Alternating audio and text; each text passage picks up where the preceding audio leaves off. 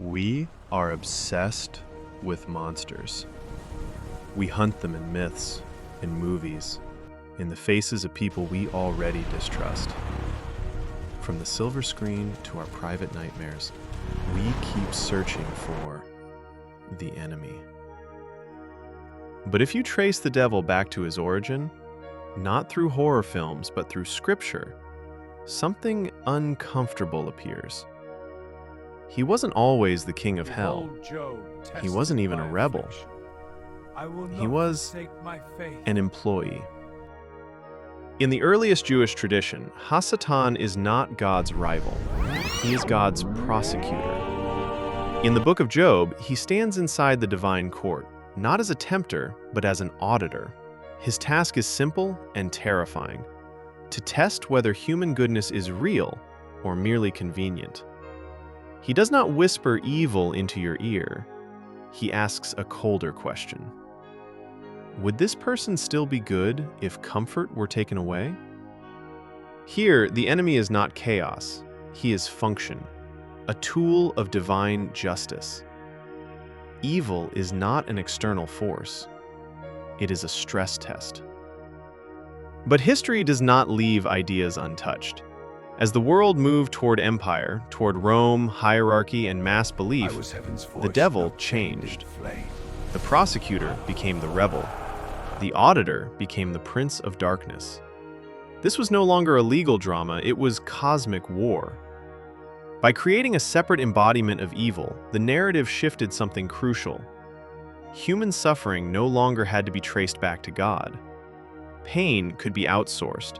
Blame could be relocated. And so Satan became necessary, a scapegoat large enough to carry the unbearable weight of human misery. This devil introduced the choice. Choose good or evil. Choose salvation or damnation. A powerful theological tool, especially for empires that required obedience, fear, and redemption. Then Islam enters the story, and the figure fractures again. Iblis refuses to bow to Adam, but not because he rejects God. He believes in God too much. His sin is not disbelief, it is kibir, absolute arrogance. I am better, he says. My story is superior. Here, the devil is no longer external opposition. He is psychological collapse. The moment when identity hardens into pride, and pride blinds the soul. Centuries later, Sufi thinkers like Shams Tabrizi strip away the horns entirely. Shams says something radical. Do not search for Satan in the distance. Satan is within yourself. In this reading, the devil is not an angel or a demon. He is the ego. The voice that says, I am right and you are lesser. Shams tells us to find God in the hearts of others, and Satan in ourselves. But history takes a darker turn.